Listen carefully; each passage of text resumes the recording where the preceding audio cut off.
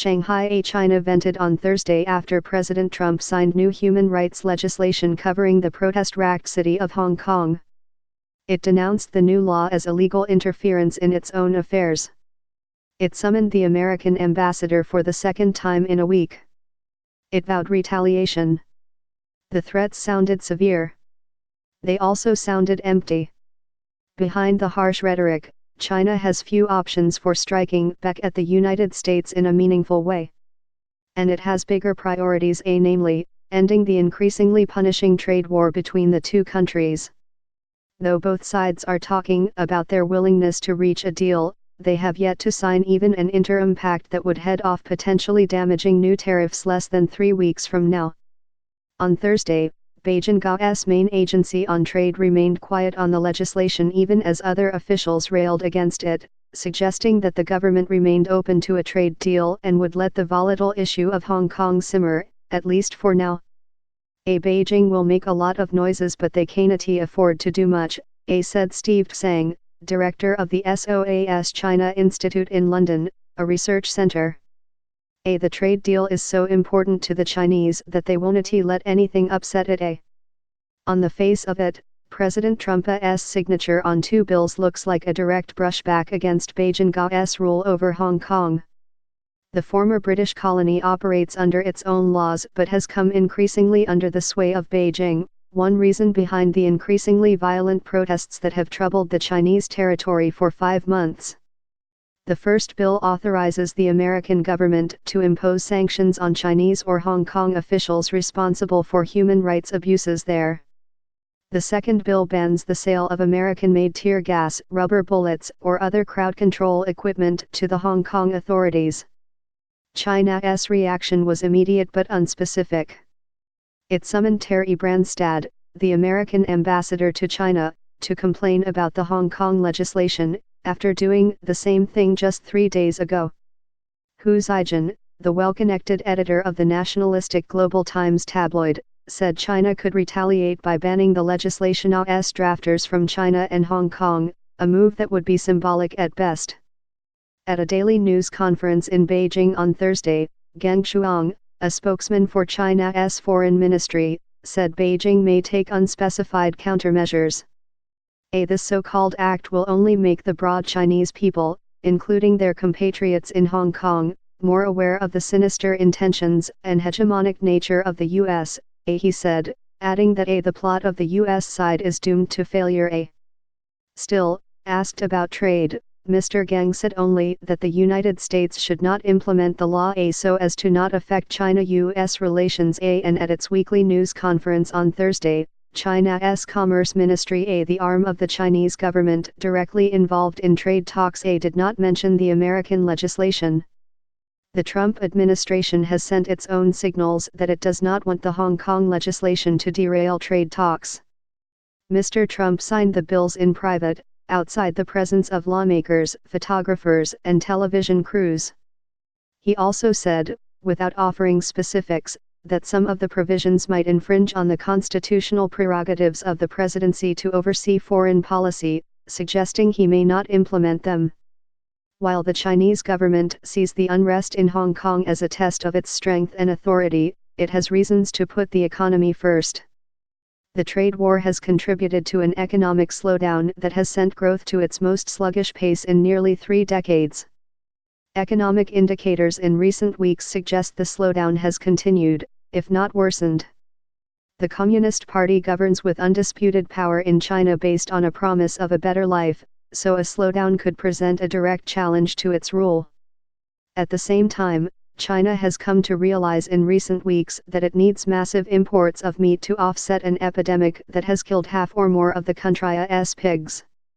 The United States is the world's second largest producer of pork after China, the second largest soybean producer for animal feed after Brazil, and the largest beef producer.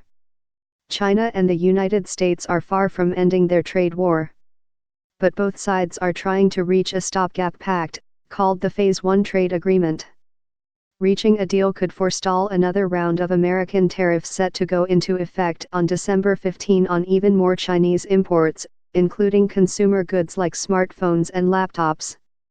Chinese negotiators feel that they are getting enough out of the trade talks not to let other issues, like North Korea and other questions, get in the way, said James Green, who was the top trade official at the United States Embassy in Beijing until last year and is now a senior associate at McLarty Associates, a Washington consulting firm. China has let similar affronts pass without meaningful retaliation in recent months as it tries to seek a deal. For example, Chinese officials continued to negotiate after the Canadian authorities, at the behest of Washington last year, arrested a top executive of Huawei, the Chinese telecommunications giant. Negotiations continued also after the United States put more than 24 Chinese companies and organizations on a blacklist over human rights concerns.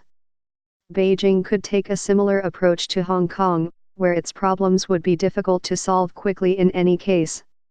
Large-scale protests began in Hong Kong in June over a bill that would have allowed the extradition of Hong Kong residents and visitors to the opaque and often harsh judicial system in mainland China.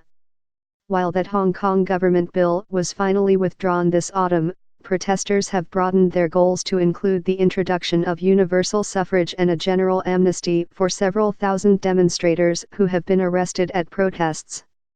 The unrest led to a major setback for Beijing on Sunday, when Hong Kong residents voted overwhelmingly in favor of anti-government candidates in elections for neighborhood councils.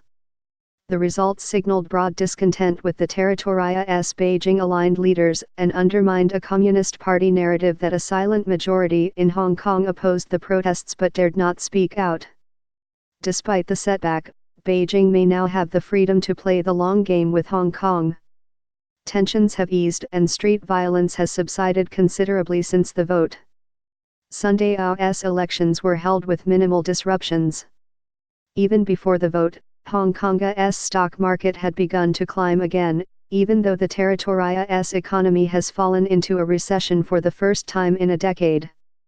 On Tuesday, Alibaba, the Chinese e-commerce giant, raised billions of dollars through a share sale in Hong Kong, suggesting that the city remains a crucial financial center for Chinese companies. That could give Beijing room to see what its opponents do next. In particular, the winners of Sunday's vote will now have to show that they can meet the needs of their constituents. The more than 250 pro-democracy candidates who won local office for the first time last Sunday will have to deal with countless tiny community management issues, from the location of bus stops to complaints over air conditioners that drip too much. Most of the city's new district councillors, many of them in their 20s, campaigned on democracy issues instead of less glamorous community service. I just hope the radicals in the Democratic camp have bitten off more than they can chew, said Leung Chun-ying, a former chief executive of Hong Kong who is now a top advisor to Beijing's leadership. Hong Kong's core issues are unlikely to be solved anytime soon. They could extend past the American elections next year, when Chinese negotiators may face a new American president. While Beijing may wait for now, the challenges presented by the American legislation are not likely to be forgotten. Mr. Trump's signing of the bill could intensify fears within the Communist Party that its influence is waning in the territory and provoke additional efforts to tighten control. Mr. Xiao's government said last month that it would roll out new steps to safeguard national security in Hong Kong, though it has not offered specifics. The more the United States tries to play the Hong Kong card, said Tian Filong, executive director of a research institute on Hong Kong policy in Beijing, the deeper China's anxiety over Hong Kong's national security gets. The central government will even more urgently consider its methods and systems to control Hong Kong, Mr. Tian said. Keith Bradshaw reported from Shanghai, Javier C. Hernandez from Beijing and Alexandra Stevenson from Hong Kong. Albi Zhang, Elsie Chen and Claire Fu contributed research from Beijing.